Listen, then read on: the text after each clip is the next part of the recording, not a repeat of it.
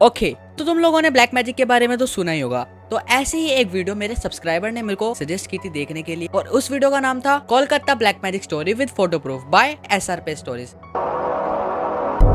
तो जिनको नहीं पता उन लोगों को मैं बता देता हूँ कि जो बंगाल है, बंगाल में ब्लैक मैजिक के रोज केस आते रहते हैं। और उनमें से एक केस है जिसमें एक 14 साल के लड़के को मार दिया जाता है ये बोल के कि वो सैक्रिफाइस कर रहा है। दैट मीन्स कि वो बलिदान दे रहा है और उसको सैक्रिफाइस करने से पुण्य लगेगा। जून 2023 को हम कोलकाता पहुंच चुके थे। मेरे फियांसे को वहां पहुंचते ही ज्वाइनिंग करनी थी, इसीलिए ही गॉट बिजी इमीडिएटली। लेकिन मेरे पास अभी कोई जॉब नहीं थी and I was all alone अपने नए घर में। लेकिन मैंने अपने इस फ्री टाइम को यूटिलाइज किया और अकेले ही घर की शिफ्टिंग के बाद सब रीअरेंजमेंट करके अपने पूरे घर को डेकोरेट किया था to make this house our home. Finally एक मंथ के बाद घर के डेकोरेशन का सभी काम कंप्लीट हो चुका था। इस एक महीने में मैंने कई जगह जॉब का ट्राई भी करा था, बट मुझे कभी भी जॉब मिल ही नहीं रही थी। सो अब अगेन मैं घर पर अकेले बोर होती रहती थी, क्योंकि he used to leave for office at 10 AM और शाम को 7 बजे के बाद ही वो घर आते थे। तो इस बीच मेरे पास करने के लिए कुछ भी नहीं होता था। नई जगह होने की वजह से मेरे कोई फ्रेंड्स भी अभी कोलकाता में नहीं बने थे। वहाँ मेरे लिए ऐसा कोई भी नोन फेस नहीं था जिसे मैं अपना कह सकूं। और बाहर लाखों की भीड़ होने के बावजूद भी मैं बिल्कुल अकेली थी, और मेरा यही अकेलापन मुझे अंदर ही अंदर खाए जा रहा था। I had lots of break down, और मेरे लिए अब ये सब बहुत ही डिप्रेसिंग हो गया था। हर दिन के साथ मेरी हालत और बिगड़ती जा रही थी, और कहीं ना कहीं मेरी इस हालत के लिए मेरे फियांसे खुद को ब्लेम कर रहे थे, क्योंकि उन्हें ऐसा लग रहा था कि उनके कोलकाता शिफ्ट होने के डिसीजन की वजह से मेरे साथ ये सब कुछ भाई तू मेन बताए कि हो क्या रहा है भाई। ठीक है, अब हो रहा है। बट इन रियलिटी शायद हम दोनों में से किसी की भी कोई गलती थी ही नहीं। आफ्टर ऑलमोस्ट 2 months जब मैं अपने घर पे वीडियो कॉल कर रही थी, तब मुझे रियलाइज हुआ कि शायद मुझे कुछ दिनों के लिए अपने पेरेंट्स के पास चले जाना चाहिए and just relax for few days. मैंने तुरंत ही अपनी फ्लाइट टिकट बुक करी और 1 वीक के लिए मैं अपने घर आ गई। ठीक है, वो घर आ गई, यहाँ पर ऐड आ गई। मैंने उस पूरे हफ्ते सिर्फ रिलैक्स किया और अपनी फैमिली के साथ टाइम स्पेंड किया। एंड टू बी ऑनेस्ट, मुझे काफ़ी अच्छा भी लग रहा था। जब मेरे वापस बेंगलोर जाने का टाइम हुआ तो मेरा भाई भी मेरे साथ ही आया था to spend the weekend with us. अगले ही दिन, क्योंकि संडे था, इसीलिए हम तीनों ने कुछ शॉपिंग करने का डिसाइड किया, जिसके लिए हम धर्मताला के न्यू मार्केट गए, जो कोलकाता का काफ़ी फेमस स्ट्रीट शॉपिंग प्लेस है। हम वहाँ गए और कुछ शॉपिंग करने के बाद हम गेट से बाहर निकलने ही वाले थे कि तभी सडनली मुझे ऐसा लगा जैसे किसी ने मेरी वेस्ट पर जोर से पिंच किया है। I immediately stopped. मुझे काफ़ी पेन हो रहा था, लेकिन क्योंकि हम मार्केट प्लेस में थे इसीलिए मैंने बहुत सारे उसमें देखा है कि मतलब रील्स में भी देखा है कि ऐसा क्या होता है कि भाई हर बार ना जब किसी लड़की के पीछे मतलब सुई हुई चुभो देते हैं जादू टोना ब्लैक मैजिक करने के लिए। हम घर आ गए थे। घर आने के बाद जब मैं अपने क्लोथ चेंज कर रही थी तो मुझे फिर से अपनी वेस्ट पर बर्निंग सेंसेशन फील हुआ। मैंने अपने फियांसे को बुलाया टू सी प्रॉपर्ली। वो देखते ही उन्होंने मेरे भाई को बुलाया and both of them they looked scared, और उन्हें देख के मुझे भी अब डर लगने लगा था। मेरी वेस्ट पर एक छोटा वूंड था विच वॉज ब्लीडिंग। मेरे भाई ने उसे क्लीन करा to get a clear picture, और देखने से ऐसा लग रहा था जैसे किसी ने ब्लेड से वो कट करे हों। हम सभी काफ़ी घबरा गए थे, और सबसे पहले हमारा शक इसी बात पे गया कि शायद किसी ने मुझे इन्फेक्ट करने की कोशिश करी है, क्योंकि अराउंड 2012 पटना में ऐसे कई केसेस आए थे that someone is going around cutting people with AIDS infected blades. लेकिन मेरे फियांसे और मेरे भाई ने मुझे ये समझाया कि प्रोबेबली शॉपिंग प्लाजा से निकलते वक्त मैं किसी चीज़ से टकरा गई होंगी और ये चोट मुझे उस समय लगी होगी, और मैं भी वर्स्ट के सिनेरियो पर जंप नहीं करना चाहती थी, इसीलिए मैंने भी इस पर ज़्यादा ध्यान नहीं दिया। अगले दिन मेरा भाई वापस जा चुका था और मेरे फियांसे को भी कुछ दिन के लिए वर्क फ्रॉम होम मिल गया था, and I was very happy about it. Wednesday को सुबह मैंने ब्रेकफास्ट बनाया और हम दोनों साथ बैठकर ब्रेकफास्ट करने लगे। तभी सडनली मुझे अपने शोल्डर पे वही सेम बर्निंग सेंसेशन दोबारा फील हुआ। मेरे फियांसे ने चेक किया तो मेरे शोल्डर पर 3 कट के निशान थे and again it was bleeding. मैंने तुरंत उन कट्स को वॉश किया, लेकिन मेरा इतना वॉश करने के बाद भी ब्लीडिंग रुक ही नहीं रही थी। अब मैं अपने घर पे थी, लेकिन फिर भी इन कट्स का लगना अनएक्सप्लेनेबल था हमारे लिए। हम दोनों को समझ नहीं आ रहा था कि ये मेरे साथ आखिर हो क्या रहा है। कुछ घंटों के बाद मेरे बैक पे मुझे फिर से सडन पेन फील हुआ एंड अगेन वहाँ भी कट्स थे एंड ब्लीडिंग हो रही थी वहाँ पर भी। And now I was panicking, क्योंकि मुझे ये कट्स आउट ऑफ नोवेयर ही आ रहे थे। इसलिए अब मेरे फियांसे को भी ये सब पैरानॉर्मल लग रहा था।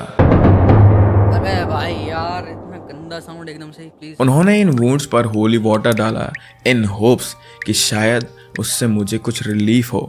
पर जैसे ही मेरी बॉडी पर होली वाटर टच हुआ, वैसे ही मुझे बहुत ज़्यादा पेन होने लगा था। और जिन लोगों को नहीं पता कि होली वाटर क्या होता है, तो होली वाटर एक ऐसी चीज होती है जो एकदम प्योर होती है, और जो बैड सोल्स होती हैं अगर हम उन पे मारते हैं तो उनको तकलीफ होती है। तो इसी वजह से जो लड़की है उसके ऊपर उन्होंने जो भी करा था जिससे उसको तकलीफ हो रही थी और दर्द वगैरह हो रहा था। मुझे ऐसा लग रहा था जैसे मेरे बॉडी के अंदर कोई जल रहा हो। मैंने चिल्लाते हुए अपने फियांसे को अपने वुंड्स पे कोल्ड वाटर डालने के लिए बोला, लेकिन किसी भी चीज़ से अब मुझे रिलीफ नहीं मिल रहा था। अब हम दोनों को ये पक्का हो गया था कि ये सब नॉर्मल नहीं है and most probably I am under some negative energy. And I remember कि हमारी फैमिली में जब भी किसी को ऐसा लगता है कि उन पर कोई बुरा साया इफेक्ट कर रहा है, तो उनकी सोल को साफ करने के लिए और उस बुरे साये को उनकी बॉडी से निकालने के लिए एक एग की हेल्प से उनका ऑरा क्लीन किया जाता है। इसीलिए मेरे फियांसे ने भी मेरे ऊपर एग क्लेंस करने का डिसाइड किया। एग क्लेंस करने के लिए हमें एक भरे हुए ग्लास के पानी में एक अंडा डालना था, और यही करने के लिए जैसे ही मेरे फियांसे ने किचन से ग्लास उठाया और वो बस ग्लास पकड़े हुए थे, वैसे ही वो ग्लास पूरा टुकड़े टुकड़े हो गया था। अभी तो हमने क्लेंस स्टार्ट भी नहीं करा था और वो ग्लास फिर भी टूट गया था। ये देखकर हम दोनों बहुत घबरा गए, और अब इतना तो क्लियर था कि ये सिचुएशन हमारे कंट्रोल से बाहर हो गई है। हम सीधा अपने घर के पास वाले चर्च में गए और हमने वहाँ से कुछ मदद मांगी। जब हम घर से निकल रहे थे तो वहाँ बहुत तेज बारिश होने लगी थी, जिसके कारण हमें ड्राइव करना बहुत मुश्किल हो रहा था। बट जैसे तैसे करके हम चर्च पहुँच गए। चर्च में एंटर करते ही मेरी पूरी बॉडी गर्म पड़ने लगी थी। बाहर बारिश की वजह से मौसम काफ़ी ठंडा हो गया था, but still I was sweating.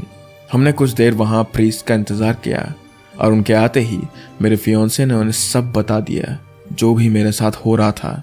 उन्होंने मेरी तरफ देखा और बस इतना कहा, ब्लैक मैजिक।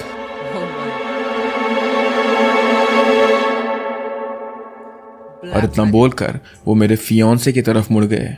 उन्होंने उन्हें बताया कि कोलकाता में ये सब काफ़ी नॉर्मल है, और जिस एरिया में हम रहते हैं वहाँ हमें बहुत केयरफुल रहना चाहिए था।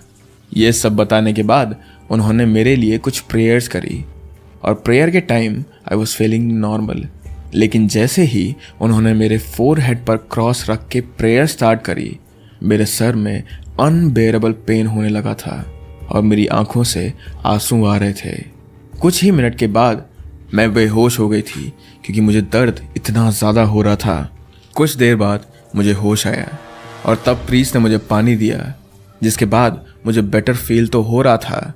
बट स्टिल प्रीस्ट ने कहा कि वो 2 दिन बाद हमारे घर आकर भी वहाँ कुछ प्रेयर्स करेंगे टू ब्लेस आवर हाउस। जिसके बाद उन्होंने हमें जाने के लिए कह दिया और हम घर आ गए। जब तक हम घर पहुँचे तब तक रात हो चुकी थी, और मुझे फिर से थोड़ा अनकंफर्टेबल फील होने लगा था। मैं बहुत थका हुआ फील कर रही थी। मैं बस सोना चाहती थी, पर मैं सो नहीं पा रही थी क्योंकि मेरी पूरी बॉडी में बहुत ज़्यादा दर्द हो रहा था। मैं रात भर बस प्रेयर करती रही और सुबह का इंतज़ार करती रही। अगली सुबह मेरे फियांसे को ऑफिस जाना था, इसीलिए वो बाहर से ब्रेकफास्ट लेके आए और हम दोनों ने साथ बैठकर खाना खाया, and everything felt normal at least for some time. Breakfast के बाद वो ऑफिस के लिए निकल गए और अपना माइंड डाइवर्ट करने के लिए मैं घर की सफाई में लग गई। जब मैं बर्तन धो रही थी तो मुझे सडनली ऐसा फील हुआ कि मेरे थाई पर से पानी ड्रिप कर रहा था, पर जब मैंने देखा तो वहाँ पानी नहीं बल्कि खून था। मेरी थाइस पर एक बड़ा सा कट लगा हुआ था और उसमें से बहुत ज़्यादा कट भी देखो ना, कैसा डरावना सा लग रहा है भाई। खून निकल रहा था। मैंने तुरंत प्रीस को कॉल करा और उन्होंने कॉल पर ही मेरे लिए कुछ प्रेयर्स बोले फॉर सम टेम्पररी रिलीफ, जिसके बाद मेरा पेन और ब्लड दोनों उस टाइम के लिए तो बंद हो गए थे, बट अभी भी हर दिन मेरे रैंडम बॉडी पार्ट्स पर कट आ रहे थे और मेरा बॉडी पेन तो अब परमानेंट ही हो चुका था। ये सब होते होते अब 1 हफ्ता हो चुका था और मुझे अभी भी कुछ रिलीफ नहीं मिला। इसीलिए हम दोनों ने अपने घर जाने का डिसाइड करा। नेक्स्ट वीक वेंसडे को मेरे फियांसे अपने ऑफिस के लिए निकले और क्योंकि हमें घर के लिए निकलना था इसीलिए मैं अपना लगेज पैक करने लगी थी और तभी अचानक मुझे अपने सेम थाई पर फिर से 3 कट नज़र आए। ये कट्स बाकी सारे कट से काफ़ी भाई देख रहे हो कितना खतरनाक सा नहीं लग रहा है ये वाला? ऐसा लग ही नहीं रहा कि भाई वो ब्लड है, एकदम ब्लैक कैसा, मतलब अलग ही डीप थे और इनमें से बहुत ज़्यादा खून निकल रहा था। उन्हें देखते ही मेरी आई साइट ब्लर होने लगी। मुझे ऐसा लग रहा था that I am going to pass out. कैसे भी करके मैंने अपना फ़ोन उठाया और अपने फियांसे को कॉल करा और उन्हें जितने जल्दी हो सके उतने जल्दी घर आने के लिए बोला मैंने।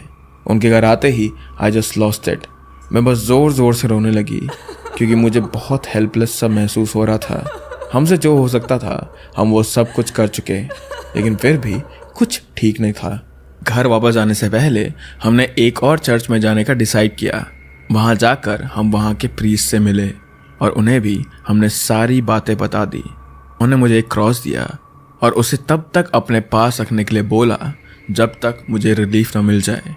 उस क्रॉस की मदद से मेरे बॉडी का पेन काफ़ी कम हो रहा था और तो और अब मुझे कट्स भी नहीं आ रहे थे। मैं अपने घर पटना आ गई जहाँ मेरी मदर मुझे फातिमा सेंटर लेके गई, जो काफ़ी मिराकुलस श्राइन है जहाँ जो भी या तो काली शक्ति से या फिर किसी ऐसी चीज़ से अफेक्टेड है जो कि इंसान देख नहीं सकता है, वो सब वहाँ हील हो जाते हैं। मैं वहाँ पहली बार ही गई थी पर 1 हफ्ते में ही मुझे काफ़ी आराम फील हो रहा था। इसीलिए मेरी माँ ने मुझे सजेस्ट किया कि जो भी मेरे साथ हुआ है उसे नोट करके वहाँ के प्रीस्ट को मैं दे दूँ जिससे वो मेरे लिए प्रेयर कर सकें। ये जो फातिमा सेंटर है ना, ये इसका एक एडवर्टाइजमेंट का तरीका है मे बी, क्योंकि देखो ना वो किस तरीके से उसकी तारीफ कर रहा है। काली शक्ति से या फिर किसी ऐसी चीज़ से अफेक्टेड है जो कि इंसान देख नहीं सकता है, वो सब वहाँ हील हो जाते हैं। मैं वहाँ पहली बार ही गई थी। जहाँ तक है कि भाई मैं इन चीज़ों पे भरोसा बिल्कुल नहीं करता हूँ और मेरे को ये सारी चीज़ें पता नहीं क्यों नकली लगती है। और मेरे को ये लग रहा था कि जो फातिमा सेंटर में वो जो लड़की गई थी उसका एडवर्टाइजमेंट करने का तरीका था और सेंटर था उसको प्रमोट करने का तरीका था। मेरे हिसाब से तो ये है, सबका पीओवी अलग अलग होता है और मैं इन चीज़ों पर ज़्यादा भरोसा भी नहीं करता। मुझे क्या लगता है तुम जाके कमेंट सेक्शन में बता सकते हो और मैं रोज़ लाइव आता हूँ, तो तुम अगर ऐसी वीडियो और मेरे को दिखाना चाहते हो तो प्लीज़ जाके मेरी लाइव स्ट्रीम भी देखा करो भाई। मैं रोज़ रात को लाइव आता हूँ, ठीक है। और तुम और भी ऐसी वीडियोस मेरे को दिखाना चाहते हो तो कमेंट सेक्शन में कमेंट करो। ऐसी और वीडियो देखने के लिए चैनल को सब्सक्राइब करो और मेरे को कोई डेयर देना है तो तुम वो भी दे सकते हो। और मैं आपसे मिलूंगा लाइव स्ट्रीम में और ऐसी और वीडियो में। जब तक के लिए बाय बाय।